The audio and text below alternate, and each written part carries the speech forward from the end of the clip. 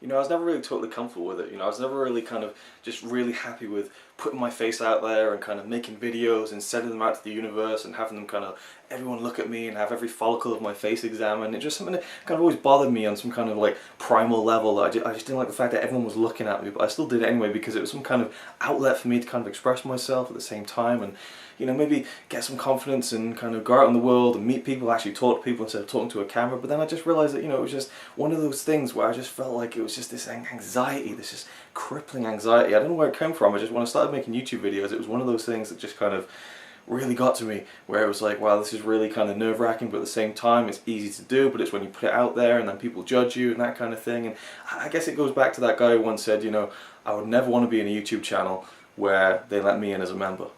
So I don't know. I can't pinpoint the exact moment where I felt like this, but I guess, you know, one of the main times was when I was making a video, a skit, to be precise, for the Blu-ray Brothers channel, and I was sitting there and I was thinking, what am I doing with my life?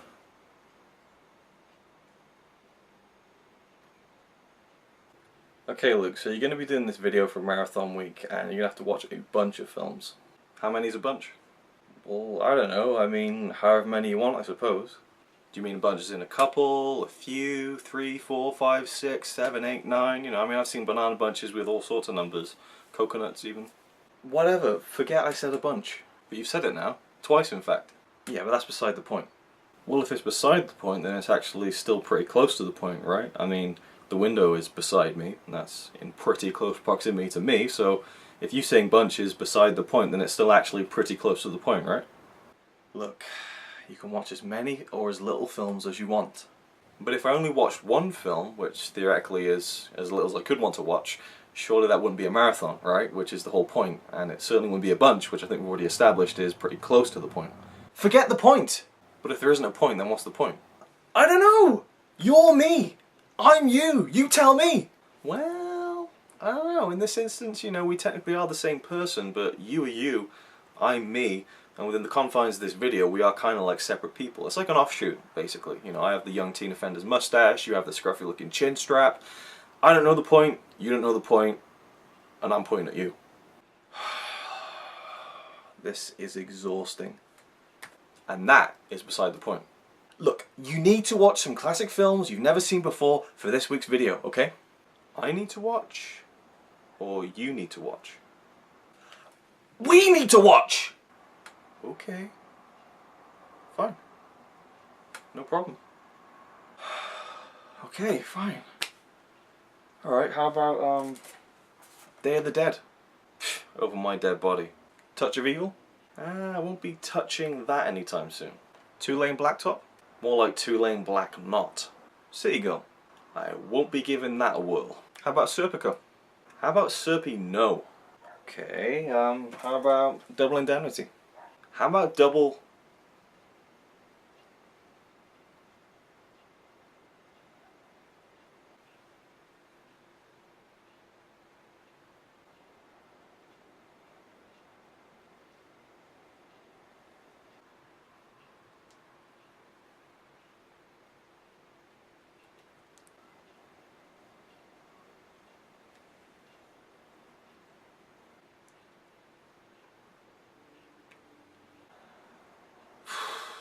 Nah.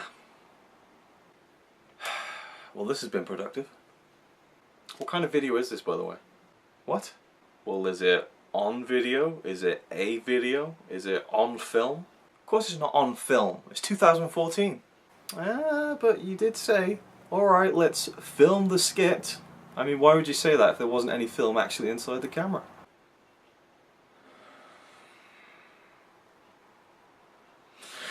It is a figure of speech. It doesn't mean I'm literally shooting something, bang, bang, bang, bang, bang. No, I'm shooting a video. It's filmmaking lingo designed to make me feel better about the fact that I'm making an unfunny, poorly made, no good, dime a dozen, worthless piece of unholy amateur garbage that is captured digitally on a camcorder.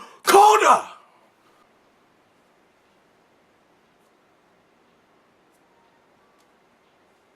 was only asking. Oh, okay. Should we go watch some films then? Sure. Cool.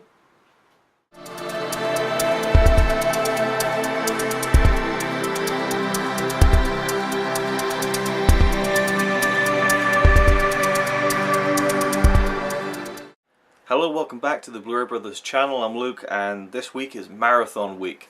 Whether it be, a full non-stop marathon or watching a few movies from a particular genre or whatever over a few days and then talking about them in a video. This, my video, as you probably see from the title, is my Unseen Classics Marathon.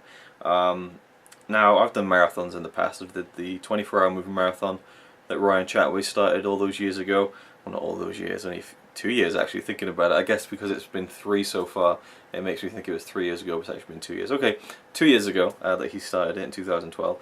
I've done 3 of those. I've did, what did I do? There was one, Fright Fest. I did the Fright Fest last year. I still haven't posted that video actually. Kind of like a horror movie mini marathon. Did 4 horror films. I really should get around to posting that actually. It was quite a good one. Well, it was fun to do. I don't know how if the video was any good. And then for the Blu-ray Brothers channel, recently I did my silent movie marathon, which was like 2 hours long. I just went all out with that one, and it just kept building and building and building. This one, I hope to God that this one doesn't get out of hand and become like hours long, but I'm sure it won't be because I'm really focused on being concise with this video. But basically there are so many films I haven't seen before, so many classic films. I like to think of myself as a film buff and someone who loves film and is a big fan of the history of cinema, but there's just so many classic films I've never seen. Now, when I say classic, there can be a film that's seen as a classic by everyone. Like, even if you don't like it, you have to accept that Ben-Hur's a classic. That Gone with the Wind, Casablanca, all those movies, they're like classics. But also for me, in this video, I haven't really planned it out because there's just so many to choose from. A classic could be something like There Will Be Blood from a few years ago, which is seen as like an instant classic, like a great masterpiece of a film. Everyone gives it like 5 stars across the board and stuff. So probably won't go much later than that, but I want to do some old movies and things like that. Maybe some silent films. I don't know yet. I might save that for an upcoming silent. There might be more silent videos, I guess, in the future. Also Hitchcock, I'm ruling out because I really want to get that box set one day and go through them on Blu-ray really. Now I have a list. That was probably really unflattering to twist my face around like that, but I have a list on my laptop. Unseen Classics, and I have a list of films that I have on Blu-ray here that I can use for this. Now I have one full of Blu-rays, 2 full of Blu-rays, 3 full of Blu-rays, 4 full of Blu-rays, and 5 full of Blu-rays. I have, a lot of them. And of course I have the ones in the, the actual cases and stuff. All of these in the disc holders are from back home in Wales. So I'm probably going to stick with the Blu-rays, but also, there's Netflix, and, there's a few things I can download as well. So there's just so many. I mean, I just don't even know where to start. Well, I do know where to start. I've already decided where I'm starting, but I don't know where to, I'm trying to plan it carefully so that it'll keep me interested. And also, I'm not doing this in a wanna by any stretch. I'm home alone for the weekend, so I'm going to watch maybe like 2 films tonight, maybe 3. It's already 9 o'clock and I've got to go make dinner. I'm late with making dinner, but I haven't felt that hungry yet, so I'm going to do it now before it gets too late. And I'm going to start with the first film, and then maybe watch 1 more or 2 more, see how it goes. And then tomorrow, Saturday, I'm going to get all the stuff I need to get done, go to the gym, get some housework done and all that kind of stuff that I need to do. And then I'll try and plow through a sizable amount of films and maybe a couple on Sunday and round it off. It's not going to be a huge marathon at all, but we'll see what happens. I'm more inclined to pick shorter films so I can fit in more, but then, the real hard-hitting classics are usually like epic length, and I have tons of suggestions, so anyone who's watching this who sent these in on the Facebook page, my my RazorwireReviews Facebook profile. It's not a page anymore, it's a profile that you can add me as a friend. It's much easier that way, I found. And yeah, so a lot of people on there, I said, give me some classics that you'd like to see me watch and talk about, and I've had tons of suggestions, and a few of them I will be doing.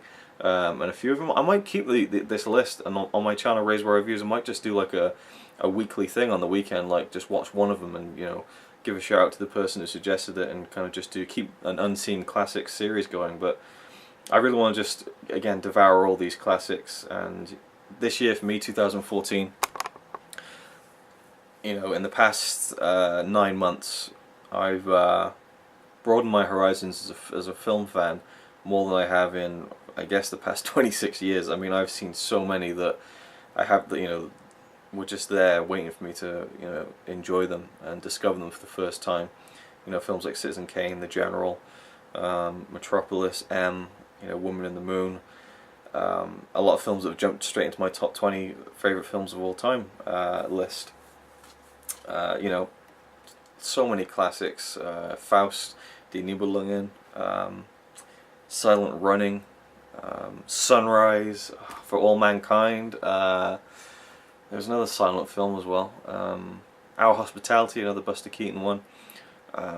Yeah, I've seen so many films that have just blown me away, and I just want to keep that going. I want to make 2014 like a really important year in my life as a film lover, and I want to try and get as many classics under my belt by the end of the year, if I can. So this is kind of a starting, well, not a starting point because I've already been doing it, but this is a starting point of me trying to really just get loads in there and really just, you know, knuckle down and watch a ton of great movies. So yeah, it should be good. I mean, I compiled my my top 250 favourite films of all time list, and it's by no means a concrete list because there's bound to be films I've forgotten about, but the top 20 I'm definitely completely happy with. And for years I had a top 50 list. I expanded that to 100, then I went to 150, 200, 250. I'm sure I could go to 300. I've been noting down ones I forgot before I posted that 250 list on Letterboxd, but I'm going to cut it off now. I finished it at the end of August. It's now the beginning of September. So anything I see now, I'm not going to add it into my top 250 until maybe the end of this year, or maybe next summer. And see how the landscape changes after I've watched loads more of films that I'm sure I'm going to love, because I do love classic movies, and yeah, I just have a passion for so many different types of movies, and that's kind of what I'm going to try and do here. So I'm going to be starting off, I'm not sure which one it's in, I'll show you once I find it. Hopefully this one, yes, straight away got it. This is the first film I'm going to be watching. It wasn't suggested, but it's one that I knew I was going to put in there because, as a Brit, you know, British man, I feel it's my duty to watch this film, and it's almost a sin that I haven't already, and indeed that I haven't seen anything from these group of guys who essentially retired their act this year. A couple of months ago in the O2 Arena at London, Monty Python said goodbye after like 50 years or whatever it was of, you know, TV shows, movies, and, you know, on the stage and all that kind of stuff. So I'm going to watch their first kind of, I guess, narrative movie, Monty Python's, is it called? Monty Python and the Holy Grail. So there you go. This is one of the Sony collector's editions from Scandinavia. And yeah, I have this as well as Life of Brian, so I might watch Life of Brian as well. I know they're only 90 minutes, and that's good, and, you know, not too long. But I can't wait to see it. I've seen bits of these films, of course. I mean, you know, Monty Python seems to have just permeated the consciousness of, you know, Britain. You know, and I've definitely felt their influence in so many things, and I've seen so many clips, you know, throughout my lifetime. But I haven't sat down and fully watched, you know, an episode of the show, you know, Flying Circus, or the movie. I did watch, like, I was in, this is where I actually am going to make this video stupidly long. Oh, God. Okay, well, I'm just enjoying this, so whatever, who cares? It's me. I'm always going to make these stupidly long videos. It's ridiculous. The amount of content I put out is just... Who is even... Because I haven't even started this thing yet. Hopefully it won't be too many... Okay. I'll leave this in. It's no problem. Okay. Hey, the Silent Marathon did great. It was 2 hours long and it got a great response, so what the hell. I guess people do enjoy this kind of thing, even though I still don't see it myself. But hopefully you're not too bored yet. And I'm just going way out of thing now because I'm just talking about the fact that it's getting long, and I've wasted probably a full minute now. I'm so sorry. Monty Python, yes, I was camping with my uncle and my 2 cousins when I was quite young, maybe somewhere between 8 and 10, maybe even 12. We were out camping, my uncle had his laptop, and it was either The Holy Grail or Life of Brian. He had the DVDs, he also had the DVDs of the young ones. And I was like, I haven't seen that. And he's like, you haven't seen the Monty Python and the Holy Grail? I was like, no. And he's like, oh, we got to watch that. So he put the DVD in, but his laptop had been like cracked slightly, and so the screen, like I don't know, maybe like that, about that much, was kind of, if you're looking at the screen of this video as if it's a laptop screen, about that much was kind of all like you know, like blue and kind of, yeah, just, you know, knackered basically. So we couldn't really enjoy it, and you know, we just ended up only watching about 20 minutes of it, I think, and then we just watched some episodes of the young ones, I think. But so yeah, I'm gonna get into it now. Monty Python and the Holy Grail. And yeah, I'm gonna go make my dinner now. I'm gonna have some beef tacos, which I love, one of my favorite meals to make and eat and enjoy. Pardon me. I'll make that before I watch the film. And yeah, looking forward to seeing the high definition too. Should be great. And yeah, I think again, I'm going to start with this and then maybe go, because with some of these classics, they're either going to be one really long, which will be kind of, you know, hard, it'll drain, you know, energy out of me when I'm kind of watching a couple of movies in a row today and tomorrow night. But also a lot of classic movies are kind of quite serious in tone and nature, and you know, emotional dramas, things like that. And so I want to kind of pepper in a few kind of light-hearted, quick movies like this one. And you know, I'm thinking about watching like something like, I don't know, like a 50s comedy, or you know, there's so many different types of films I haven't seen yet, and that's what I'm kind of trying to do here, is broaden my horizons. And it's been almost 12 minutes, and if there's a skit at the beginning of this, then it's probably even longer for you. So let's just get going on my unseen classics marathon. Alright, I'm ready to watch Monty Python and the Holy Grail. I had a bit of a panic because I loaded it up and it had one of those, you know, sometimes Blu-rays have like a tiny logo like from the film, and it kind of like as it loads the Blu-ray. This one had 3 cups and they're kind of black and white, and then as it loads they turn color gold. But then it just didn't do anything for like ages. I was getting it ready before I cooked dinner. Then again I turned it off, turned it back on, same thing, wouldn't load, turned it off. Went into the PlayStation 3 menu and selected play from beginning, still didn't work. I was getting really stressed out because I was really kind of amping myself up to watch this, getting really excited about it, and then I rebooted it for the 4th time, went down, started dinner, making the salad and stuff, and then came back up after about 10 minutes and it was on, thankfully. I don't know if it took 10 minutes to get on, but nonetheless, I guess it was just a kind of an old Blu-ray that took a while to load. Anyway, anyone who's seen my 24-hour movie marathon will know that what I have when I have tacos, beef tacos. Oh, there we go.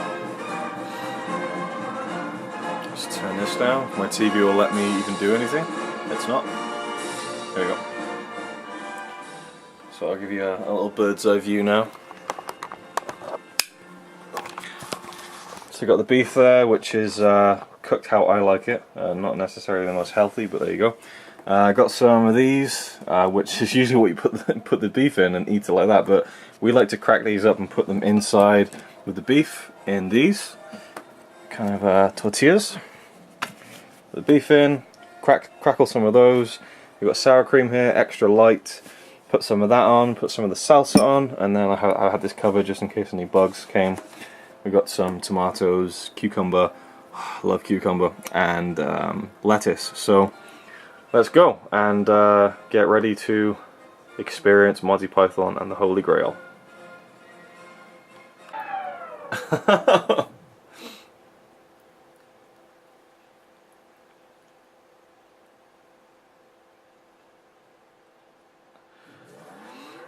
Okay. Okay, this is kind of awesome. I'll talk about it later, but for all you Friday Night Ritual fans out there, Robbie, Ryan, here's a gratuitous shot of me eating the taco.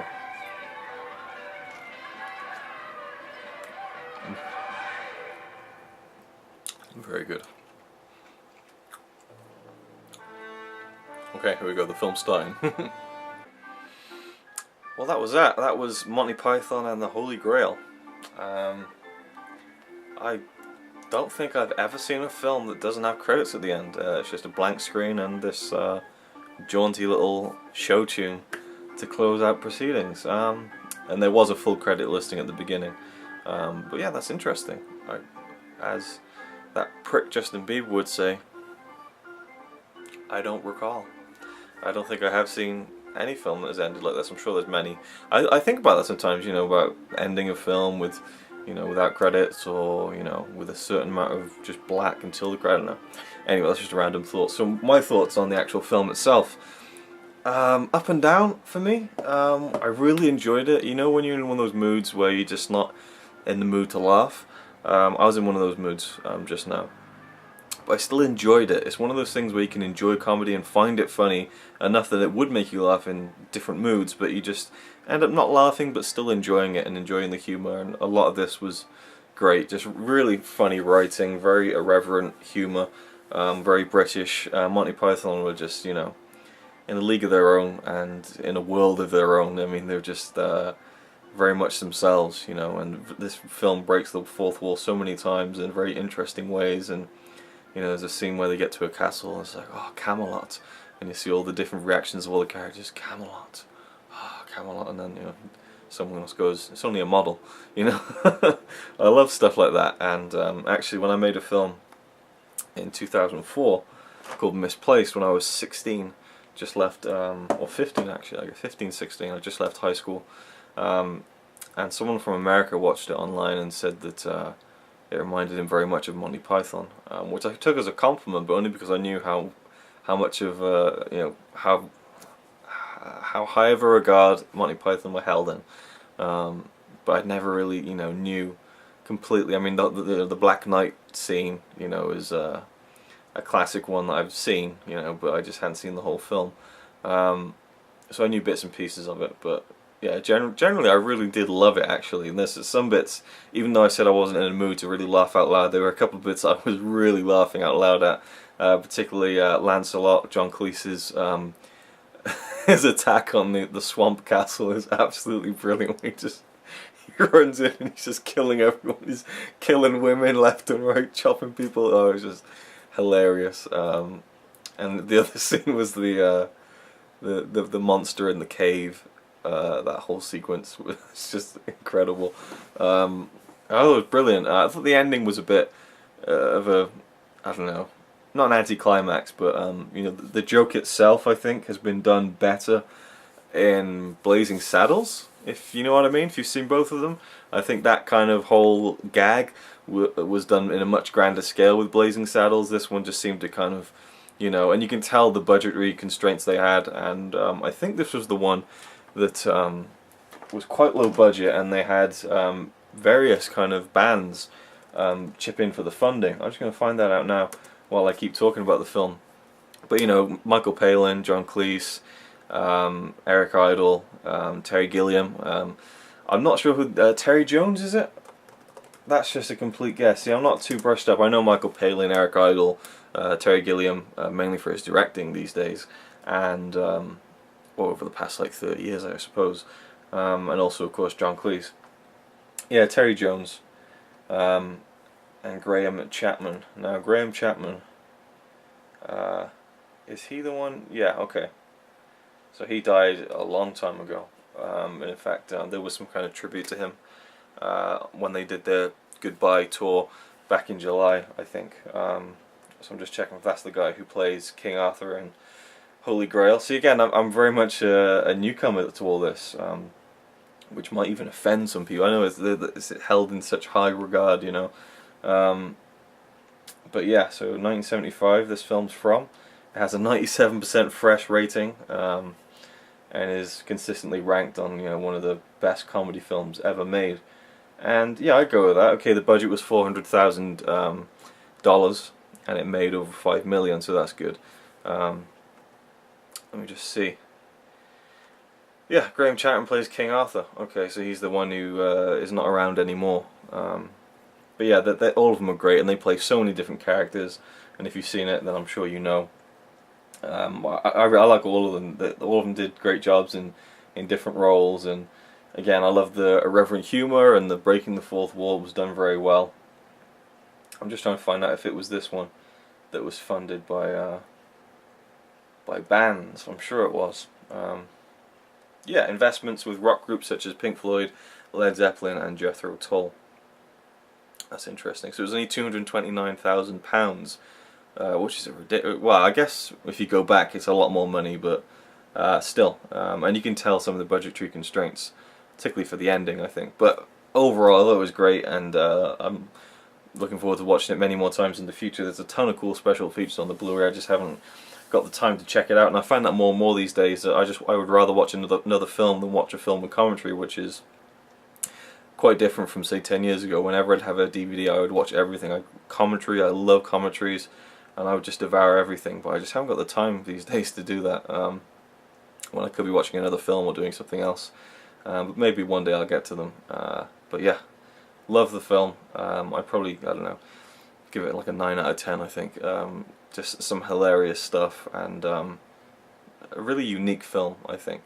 Now I've decided what I'm going to watch next already, and I think this might just be the only one for the rest of the night. Let me just see if this is the right... Nope, it's not. There's so many of these black things, I'm not sure which is, or what is in what. It's definitely in this one though.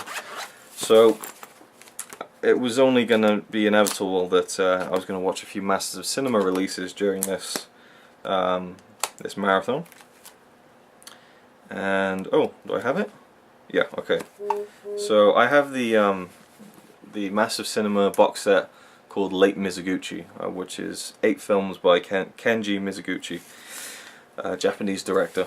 And right here we have the Blu-ray for Yugetsu Monogatari. Now, I heard great things about this, and someone suggested this on Facebook. I had it in my head already, but I'll give them a name check right now before I actually watch it. Who was it who suggested it?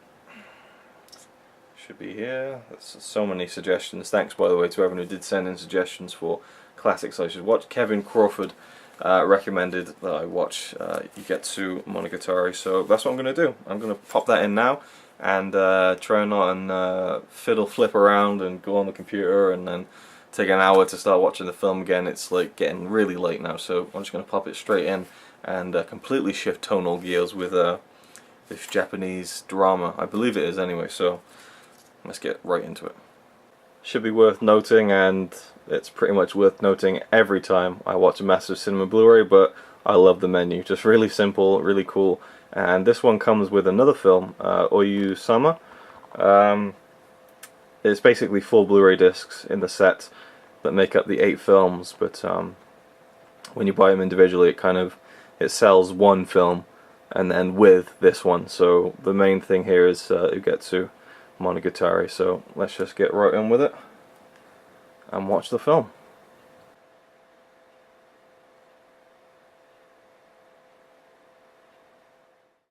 Okay, it's kind of day 2 now of the Unseen Classics marathon. I think I finished watching Yugetsu Monogatari around, I don't know, actually I'm not even sure. I was up really late anyway, and I was just too tired to turn the camera on and kind of get my thoughts into order. But suffice it to say, you know, Yugetsu Monogatari by Kenji Mizoguchi, 1953 film from Japan, fantastic. I mean, I just loved it. Excuse me, I'll leave that in. Yeah, and you'll probably tell I just did my awesome skit that you've probably seen beforehand. Well, you will have seen beforehand. Okay, yeah, it was a great film, and I didn't know too much about it. I just heard, you know, people saying, oh, Yugetsu, fantastic, you know. It's also known just as Yugetsu, which is translated to the moon and rain, or rain and moon.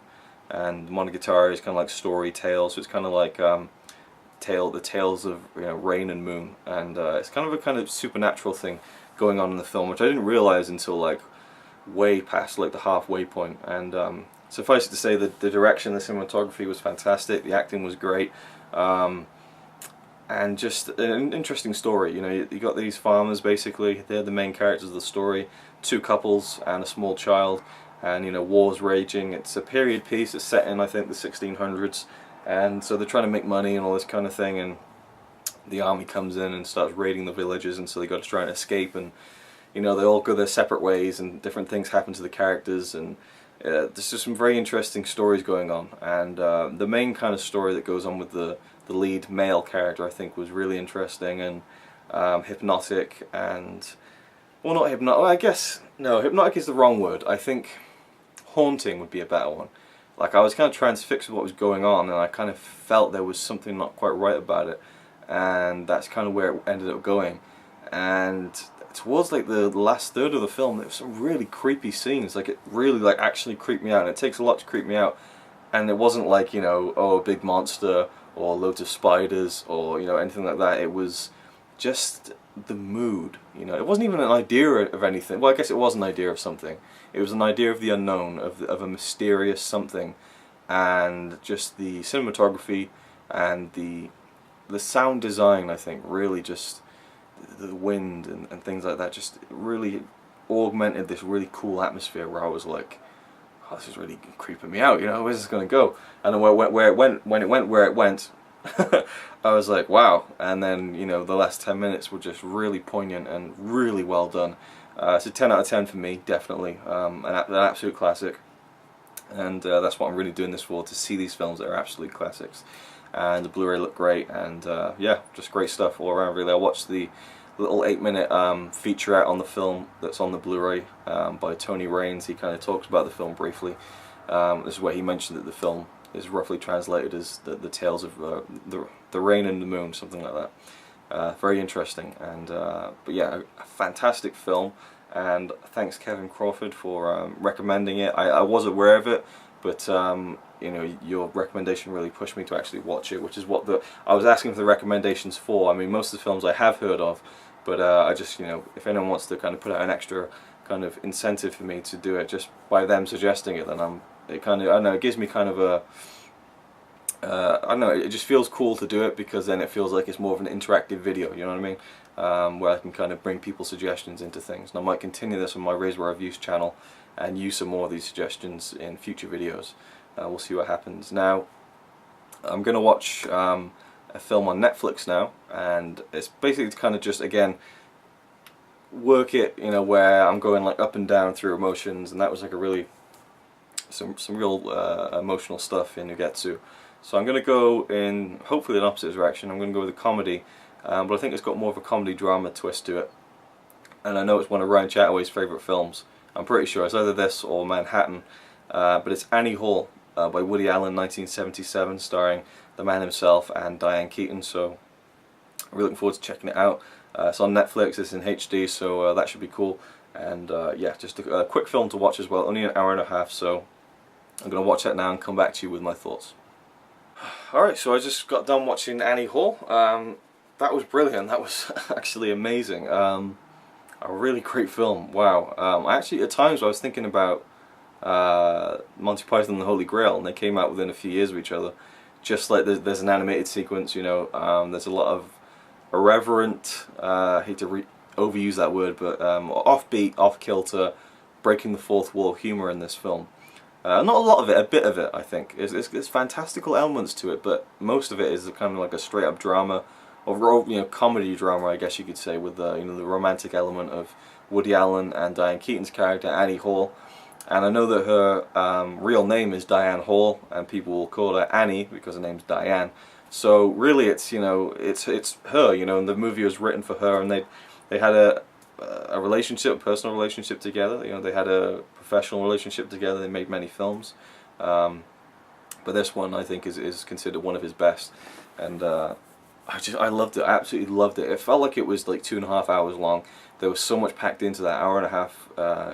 You know, runtime, and I find that a lot of Woody Allen's films are always around 90 minutes, and it goes to show you can do so much with 90 minutes. You can do so much with an hour and a half.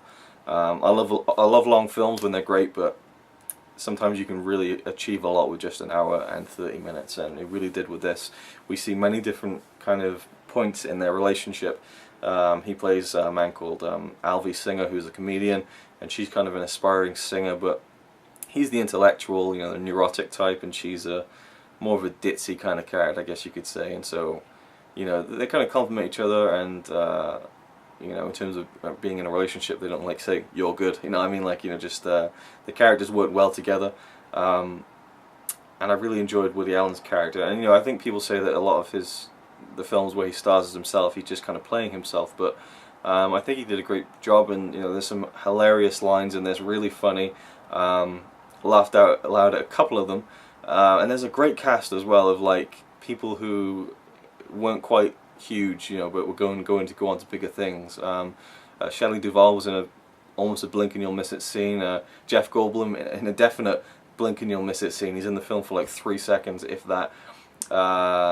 Christopher Walken, a very young Christopher Walken's in this. It's good to see some people like that.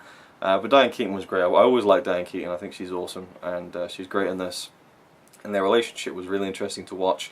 And it's told, you know, non-linear. You know, you start near the end of their relationship, and then, you know, it cuts to different things, and then it's at the beginning, and then the actual characters in the you know, the narrative that you're watching will then observe parts of, you know, the other character's life, and, you know, that's the fantasy element coming in. But it really was a unique thing to do, and worked really well. There's a great scene where they're waiting in a line for a movie, and there's a guy behind them kind of dissecting Fellini and stuff, and Woody Allen's like, oh, it was a great little scene. And the whole film is made up of great little scenes, and I think it's because there's so many scenes and it keeps going that it feels longer than it is, and you get more of a scope of their relationship and his character as well.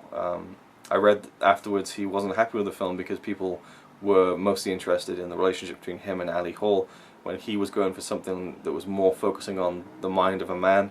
I don't know how I feel about that, but I just thought she was just, yeah, I think she won an Oscar for this film, actually, which I think would, yeah, that'd be rightly deserved, because it was a really great kind of endearing performance from her. She was really cool, especially the scene where she's first met Alvy and she's trying to ask him out in a way, and she's kind of nervous and stuff, and it's a really great scene, actually, one of my favourite of the film, thinking about it. And it ended on a really kind of poignant, bittersweet note, not to give anything away, but I really enjoyed it. To me, that's definitely one of the best comedies that I've seen, and would definitely give it a 10 out of 10, I have to say, because I think it just accomplished so much in an hour and a half. You know, there's so much great writing in there, there's amazing chemistry between the two, some great cinematography. I mean, it's almost like a love letter to New York. You see so much of the city, and I just thought it was great. I absolutely loved it. And it got me thinking, like, as I was watching it, like, you know, romance plays such a big part in film history. And I looked at my top 20 favourite films, and almost every single one of them has an element of romance. It's like, I mean, there's always a film that, you know, I mean, there are films that don't have, you know, a romantic subplot, but every film, you know, mostly, I guess I can't say every film. What am I talking about now? I don't know. Lots of films have, you know, a romantic element to them. Sometimes they're strong, sometimes they're not. Sometimes it's about the romance, sometimes it's just in the background. Sometimes it's shoehorned in and it doesn't work. Sometimes it's there and it just works and it's perfect, and that was almost what Annie Hall was. It was almost the perfect kind of romantic comedy drama, I think, and yeah, I really liked it. Really loved it, in fact. I mean, yeah, definitely a 10 out of 10. Can't wait to watch it again in the future once I've kind of you know, let it simmer down in my mind and revisit it. And then of course there's other films. Manhattan I definitely want to watch because Diane Keaton's in that one as well, so it'd be great to see those two on screen together again. But yeah, overall, great stuff, and I don't know what I'm going to watch next, so I'm going to kind of decide that now. And I think maybe there might only be like one, well, at least 2 more films, maybe 3. I think 6 films is a decent amount. I'm aware that at this point I haven't really done like super classics. That was kind of what I was going for, but then I kind of look at the Blu-rays I have, and I kind of want to watch them before I don't know. And also, if I watch like Ben-Hur and Gone with the Wind and Lawrence of Arabia, then that's like, what, 12 hours, you know, and that's probably about as long as I'm going to be watching films. I'd rather do like 6 films than 3, you know, I don't know, and save those kind of big heavy hitters until for like just a one-off, you know, where I'm going to watch this today and that's that, and then, you know, move on and not lump it in with loads of other films. So I think that's what I'm going to do.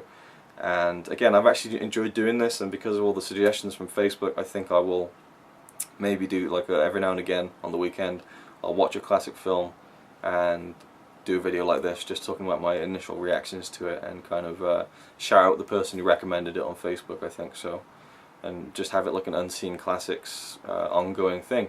But yeah, anyway, moving on, I'll find the next film and I'll see you once I've decided.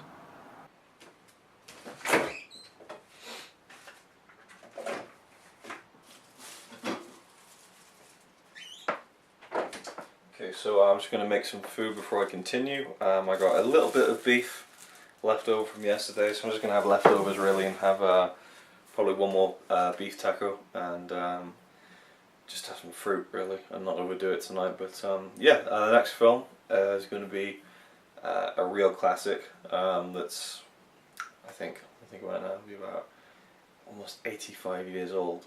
Really old film from F.W. Murnau. I'll tell you all about it in just a second. But I was just thinking, the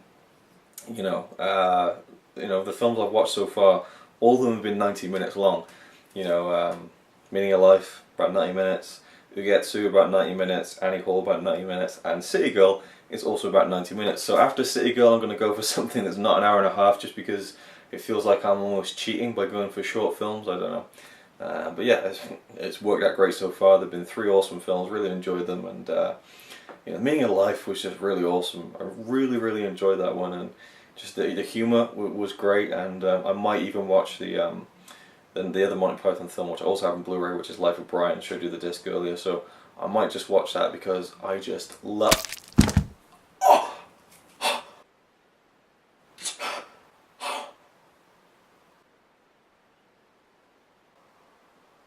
Huh. 'Tis but a scratch.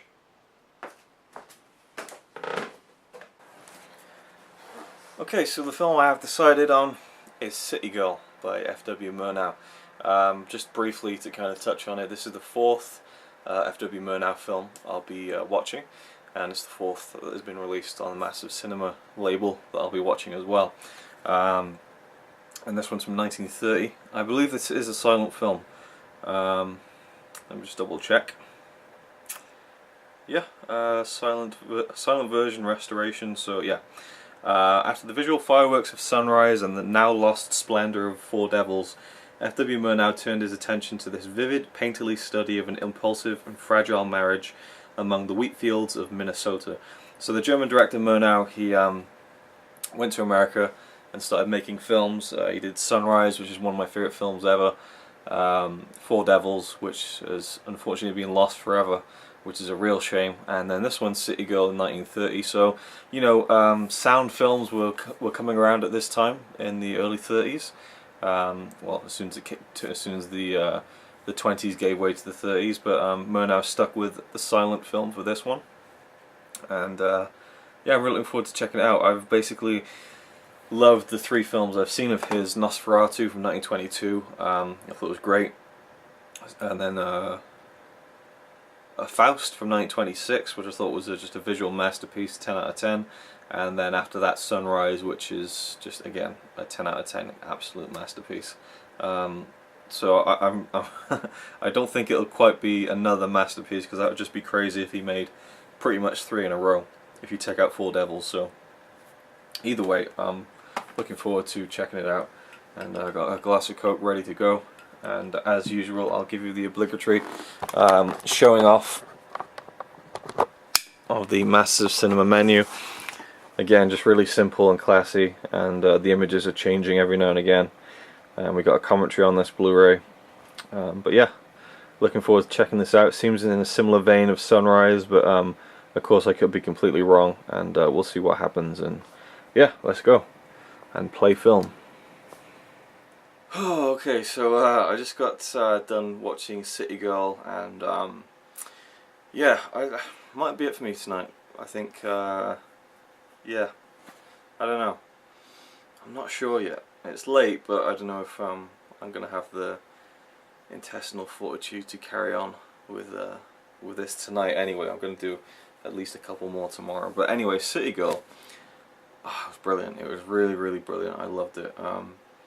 It would have been a 10 out of 10, it would have been perfect if it wasn't for the last 5 minutes of the film, which I loved, but, well, I'll get into that, and I'll try and briefly talk about it. Basically, well, the plot first of all.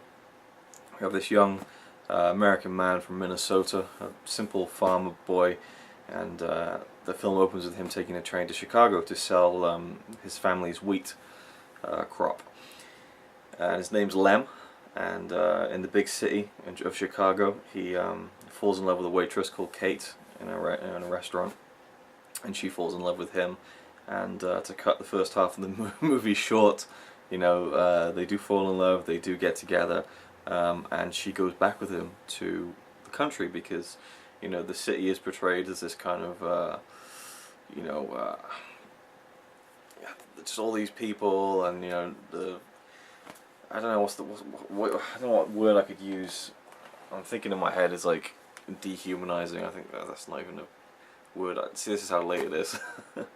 I shouldn't be trying to do reviews at 1 o'clock in the morning. Well, the city is portrayed as this kind of, I don't know, the moral kind of factor, I think, is portrayed like it's a little low in the city, and you know, the prospects of having a good life in the city aren't there, and she kind of idealizes the country as being, you know, more of a perfect life with better people, basically.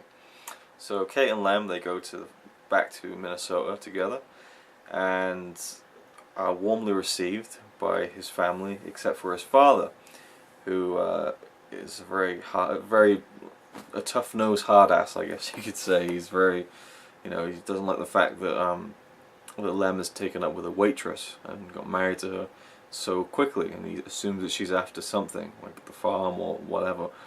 And you know, to kind of temper things as well, Lem didn't get enough money, or as much money as his father wanted, so he's really pissed off about it, and he makes Kate's life on the farm very difficult.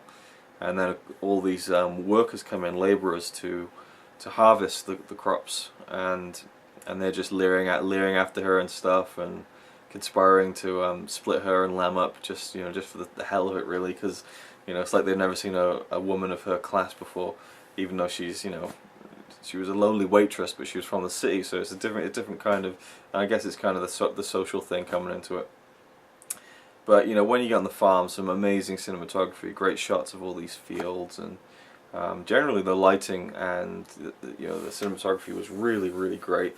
And I read up after I'd finished watching the film that Murnau was, his relationship working with you know, 20th Century Fox, you know, at the end of the 20s, when he moved over to the US to make films, was quite strained the longer it went on. And with this film, and in 1930, as I said before, you know, around this time, the talkies had come around, and sound was being used in film, and yeah, that's my Facebook going off. I'll leave that in as well. The talkie was coming around, and so, you know, the studios were pushing for that, but Murnau didn't want to do it. He wanted to do a silent film, and there was kind of struggles with the studio, with City Girl, to the point where, you know, they were like, well, we're going to shoot some stuff and just make it a sound film. And so he left before the film was finished, and an assistant director completed the film, and then the studio went back and reshot stuff and made a kind of hybrid silent / sound version of the film, as far as I'm aware. But yeah, the full silent version is what is presented on the Blu-ray from Massive Cinema, 90 minutes long. The sound version was only about 77 minutes long, so interesting, really. But anyway, the thing for me about the ending was, you know, it was all leading towards Lem standing up to his dad, or, you know, Lem's father kind of accepting Kate into the family, basically. And it was all a case of how it was going to happen, whether it was going to be Lem standing up to him, because that was really the problem, he wouldn't stand up to his father, or two, you know, would Kate do something that would really change Lem's father's his opinion of her, and kind of see her in a different light. But it wasn't any of those things. It was really, and I'm sure no one watching this is really going to go and watch City Girl, but, you know, the way it ended was basically, you know, Lem's father realized, due to a kind of near fatal circumstance, you know, that he shouldn't be taking his son for granted, and he suddenly kind of feels remorseful. But, you know, his kind of the way he patches things up with Kate at the end of the film, which is kind of, you know, the climax of the film, and makes it all right in the world, it just felt a bit too convenient. You know, it felt a bit too like it's for his character to be such a, you know, a stone-faced prick throughout, and then to go through something which I could understand, but it didn't really relate to her, and so it was, this is probably really confusing people, I'm sorry, but I don't even know why I'm trying to avoid spoilers, because again, I'm sure no one's really gonna, not many of you anyway, are gonna go and watch City Girl, but I just found it just a tiny bit too convenient, when the film itself had been great throughout, and the performances were great, and I really bought into it, and the emotion of it. Not as much as Sunrise, you know, his Murnau's earlier romance, but at the same time, they're very good companion pieces, I think, with different themes, but there's something that links them, and I think it'd make a great double feature, actually. But yeah, I just felt the ending was a little bit too wrapped up. But again, I had similar criticisms of Sunrise, even though that's 10 out of 10 for me and one of my favourite films ever. You know, just like little things, like, you know, but you have to kind of see it as more of a melodrama and more of a kind of, you know, morality play, you know, that kind of thing. But there wasn't as much of that in City Girl. City Girl was more realistic, actually. You know, you didn't have the big flashy special effects, the big sets, the, you know, the hints of the German expressionism kind of lingering there at the end of his career with Sunrise, or near the end of his career with Sunrise. But in City Girl, there's none of that expressionism, but there's still the great direction and the framing and the, you know, everything that you see on screen and the lighting. But yeah, I absolutely adored the film. I probably give it like a 9 or a 9.5 out of 10. Just brilliant. I'm trying to swat a midgie away, not just randomly doing this. So yeah, City Girl for me, absolutely fantastic. I guess it probably wouldn't really be classed as a classic, but then for me, I'm just going for films that I know have been rated as really, really good, and from, you know, usually from years and years ago. And I did think I'd probably watch something from like the 2000s during this, but I think I'm not going to leave that. But there's possibly one from the 90s I might watch. But I'm actually definitely going to be going on to the 40s and 50s. At least before this whole thing is over. So if I watch another one tonight, then you'll know instantly. But otherwise, that was my thoughts on City Girl. Really, really loved it. Murnau is just an amazing director, and yeah, I really liked it. Just the whole setting and everything was just really enjoyable to watch. I just enjoyed every second of it, really. It was just the ending that I feel, you know, there could have been just a tiny little thing in there that would have made the climactic moment between Lem's father and Kate's all the more satisfying, and it would have put a nice button on the end of it, and I probably would have given it a 10 out of 10. But you know, it wasn't bad. It was just not as good as it could have been, I think, just that part of the plot. Otherwise, awesome. So there you go. Alright, it is 2 days later since that night that I watched City Girl, and pretty much getting ready now to set up for the home stretch and watch probably 2 more films for this Unseen Classics marathon. And the one I've decided on, oh, I haven't found out who, someone did suggest this, and I was going to watch it anyway, but I'll get the name up on my suggestions list. But this is a film I've been looking forward to watching for, oh, I don't know, maybe 3 years, ever since I got into the genre that it's a part of. And I'd always heard that it was one of the best, you know, versions of, or best films in the genre, and that genre is film noir. And this was suggested by Phil Rosier. Let me know how to pronounce that. And yeah, that was one of his many suggestions. Another film he suggested was Sunset Boulevard, which I'm pretty sure is directed by the same director, Billy Wilder. And I have the massive cinema release here. I love this steelbook. I got it Christmas, the last Christmas. And just, yeah, I love it. I think it's an awesome steelbook. It's got great inside artwork and some cool, well, a cool booklet, I should say, with some cool images and stuff like that. And I'll read the articles once I've seen the film. But I don't know why, it's one of those films I've always wanted to see and have heard great things about. I've seen other film noir films. The Glass Key is one of them. The Maltese Falcon. But this one I've heard nothing but great things about, and I just haven't got around to watching it. You know, and all you Blu-ray collectors and, you know, addicts, I guess you could say, out there will know probably all too well the feeling of buying a film that you really want to watch, but you just don't get around to it for a very long time. But now is the time. I'm going to watch it. Double Indemnity. Should be awesome. Starring Fred MacMurray and Barbara Stanwyck. Let's do it. And here's the obligatory shot of the menu. Again, I love the artwork that's on the steelbook and that's used here on the menu. Just looks really classic, really cool, and really interesting. Just a very dynamic, striking image. And yeah, we got one of those things here to play the film with just the music and sound effects. I don't get who does that, but that's just me. I'm going to play the film with the dialogue, and yeah, let's do this. Okay, I just got done watching Double Indemnity, and wow, what a film. This was fantastic. I absolutely loved it. Brilliant film, absolutely brilliant. Trying trying to get a shadow on my face, I guess I have to do it this way. So the film is about, it's set in Los Angeles in the 40s, and that's interesting. The spine number of this title is number 44 in the collection of Masters of Cinema, and it was released in 1944, so that's interesting. But yeah, the film stars a guy who he works in insurance, and the beginning of the film is a very atmospheric, you know, credits, titles, and then you see this man wandering into this insurance place late at night, and he sits down and he's wounded, and he starts talking into this recorder, and he basically tells the story of the whole film. This is where kind of like the film noir kind of the moody voiceover, you know, and I love the style of film noir. I think it's fantastic, and every frame of this film I just adored. You know, the lighting, the cinematography, it all looked great. You know, just real classic feeling. Every frame, seriously, just I loved.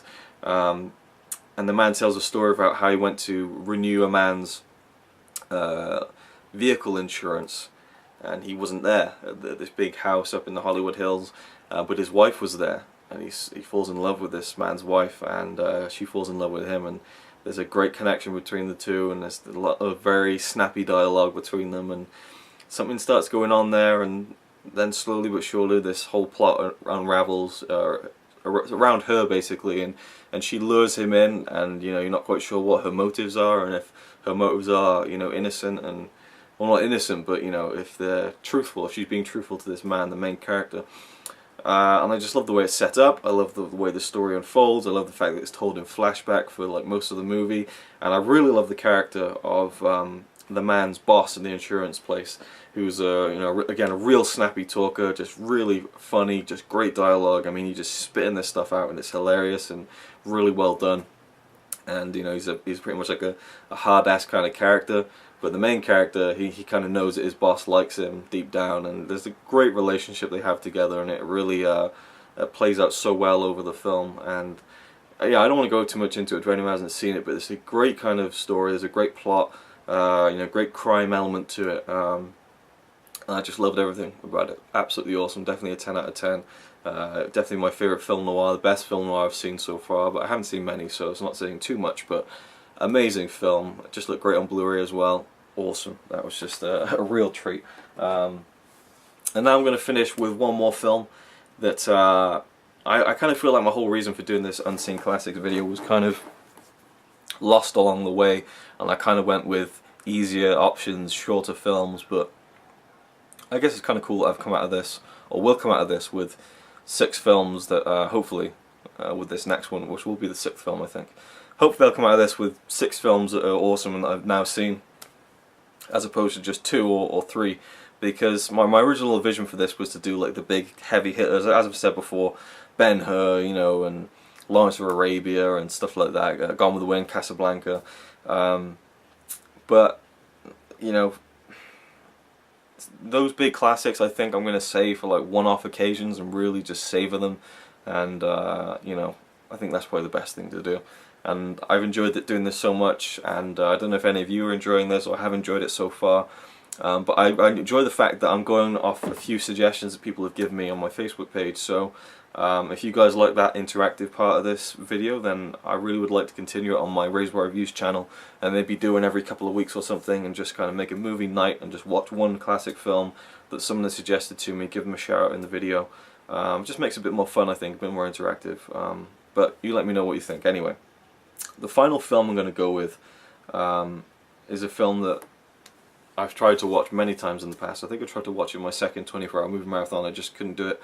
The first time I was going to watch it was when I bought it on DVD, probably about 5-6 years ago. I was getting more into serious film. This is before I did YouTube, and you know, great actors in it that I loved, and I thought, oh, that's a classic, I've got to do it. So I picked it up on DVD. But at that time I'd watch films really late at night on my mum. I lived with my mum at the time, and her bedroom was next to mine, so I couldn't have the TV on too loud, and I always used to have subtitles on, so I wouldn't have to have it on too loud so I can understand what was going on. But still, you know, I could still hear it, but you know, I didn't have to have it all the way up so I could hear every line of dialogue. And the Deer Hunter DVD did not have subtitles, and that really pissed me off. A couple of years later, yeah, I just couldn't get through it. At the beginning, it's quite slow, and I just couldn't, without turning it up, so I thought I'll watch it tomorrow, and then I just didn't, because I don't like watching films in the day, or I didn't at the time, and so I just didn't end up watching the DVD. Got the Blu-ray when I started collecting Blu-rays. Great edition, the Studio Canal digibook version. It's not quite a digibook, but it's a nice packaging either way, and I love the front cover. And that didn't have subtitles either, but that was fine. I was going to try and watch it anyway, and I never found the time because it's a 3-hour film. And then the 24-hour movie marathon 2 that I did last year in 2013, I tried to watch it, and I wasn't feeling it. But I know I'm going to love it. I just need to give it the time, so I'm going to give it the time right now. We're going to do this, and I haven't even told you what it is yet because I haven't got the Blu-ray at hand, but I'm going to grab it now and tell you what we're going to finish this whole thing off with. Okay, I've got the Blu-ray at hand, and here it is. The Deer Hunter. Yeah, cannot wait to see this. I've probably only seen the first 20-30 minutes of the film both times I've tried watching it, but you know, I've heard nothing but great things about it, honestly, and so I just think that I don't know, I'm just sure I'm going to love it. It's just one of those films that just seems like it has all the right elements for me to enjoy it, and I just need to give it the time. Rob De Niro, Christopher Walken, two of my favourite actors are in this, and yeah, I just need to just stop talking, stop blathering on, stop pussyfooting around it and fiddle flipping, and just stick it in the PS3 and watch it right now.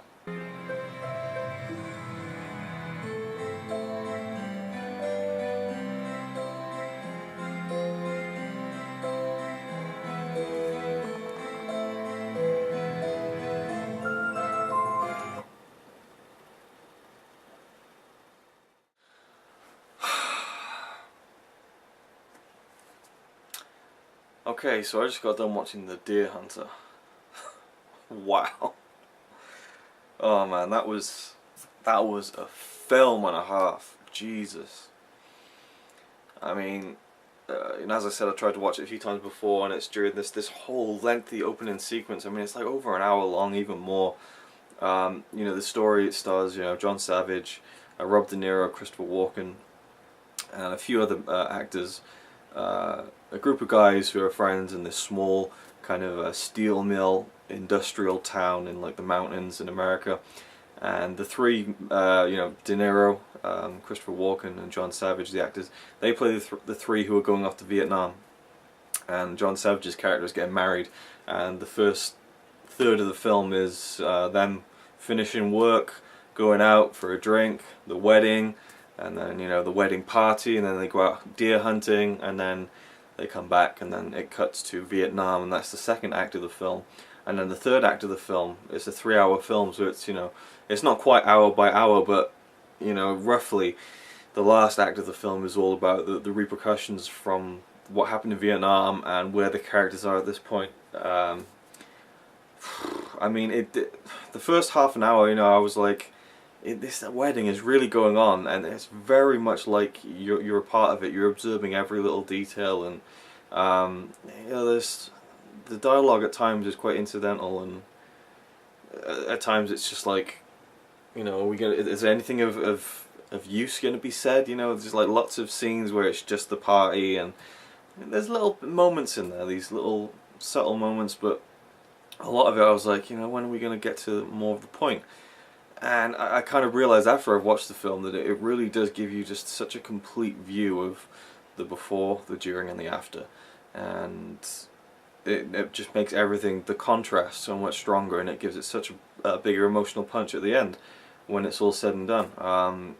De Niro was amazing in this film. I mean, I've always thought he was a great actor. I mean, I don't think anyone would dispute that, but he was amazing in this film. Fantastic. The restraint he shows at times is just so well done. Christopher Walken, again, a bit of a transformation, and God, the scenes in the Vietnam scenes, I mean, this is one scene in particular that I don't think I've ever seen anything that intense that looks that real. I mean, they're slapping each other for real, and they're getting slapped for real, and I just bought every single second of that sequence, and it was just it was something to behold. It really, really was unbelievable. Let's tilt the camera down a second. But I think John Savage, who I looked him up on IMDb, and I haven't seen him in anything else. He looked vaguely familiar. He almost looked like a young John Voight, but no, I haven't seen him in anything else. And he was really, really just something else, especially in the second and third act of the film. He was awesome. Very, very great acting. Meryl Streep plays a pivotal role in this film as the girlfriend of one of the guys, and just a great cast of characters and the circumstances that surround it, and the symbol, you know, the whole Russian roulette thing. People who've seen the film, it's such a symbol for war, I think, in a way. And I know that the film's going to come under criticism for not being realistic in terms of that being actually Russian roulette being a big part of Vietnam, the Vietnam War. But either way, it's such a powerful cinematic device, and it was used very powerfully, to say the least.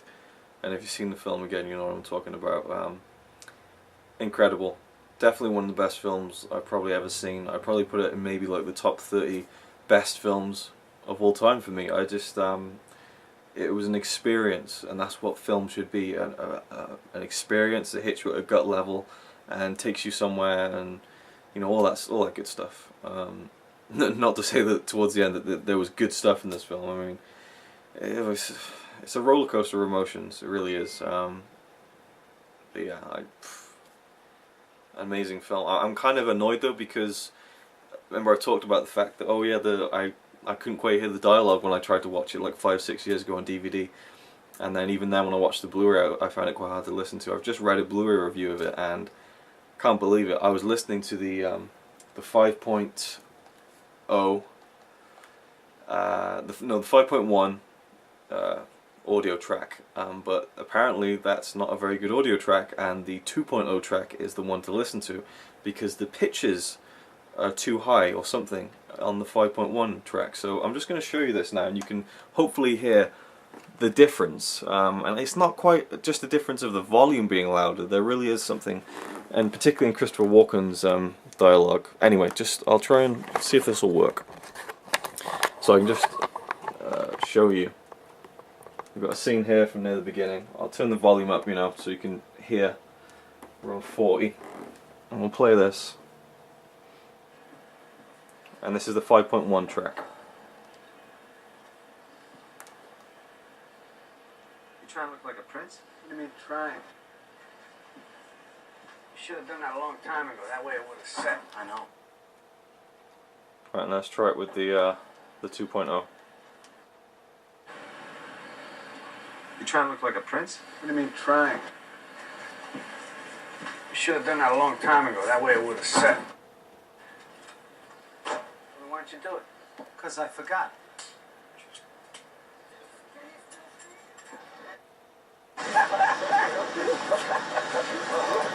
So it's just, I don't know, to me it just comes across as so much more of a dynamic audio track that I really wish I had gone more orange. I really wish I'd used that track from the beginning, because then I could hear the dialogue better. There was times where I wasn't quite hearing little bits and pieces, but yeah, I'll just turn the camera on and off so I can get oh no, the colour's coming back now. There you go, it's settled down. Okay, so yeah, that's a 10 out of 10 for me, masterpiece. I can't wait to see Michael Cimino's other epic film, Heaven's Gate, which I also have on Blu-ray. So yeah, if it's more of the same, then I just can't wait to see that. But this is a real special film, absolutely fantastic. It was worth the wait, it was worth sticking in for the long haul, and again, just an experience. Definitely watch it if you haven't already. And I want to give a shout out to James, DVD Collector 1974, for suggesting this to me on Facebook. Again, I was asking for suggestions, and I was definitely going to watch this film at some point anyway. I mean, I've been wanting to watch it for 5 or 6 years, but it's cool to take the suggestions and say, right, I'm going to watch it now because they've said it. And so there you go, thanks for that, James. He also suggested, by the way, Raging Bull and Taxi Driver, which I've both seen. Both great films, but I definitely prefer this, to be honest. I'm not going to get into my thoughts on Taxi Driver and Raging Bull, but The Deer Hunter, amazing. So that's been my Unseen Classics marathon. I'm going to leave it at that. And again, on my own channel, I might do some kind of one-off thing. Here's the thing, because I'm filming these little clips that I'll edit together over like 3 or 4 days. I forget what I've actually already said. You're probably thinking, yeah, you've already said that 3 times already. So anyway, that's it. Nothing more to say, but it's been awesome to discover what Ugetsu Monogatari, Annie Hall, Double Indemnity, of course. What else did I watch? The Deer Hunter, City Girl, yeah, City Girl and The Holy Grail, which weren't quite there, but 4 10 out of 10 films. Deer Hunter, Ugetsu Monogatari, Annie Hall and Double Indemnity. Fantastic. And we've done, what, 3 films from the 70s, 50s, 30s, 40s, so yeah, it's pretty good going. So thanks for watching, hope you enjoyed this, and stay tuned for Ryan's marathon on Friday, and we have a guest marathoner on Saturday as well, so you can look forward to that. Thanks for watching, and see you next time.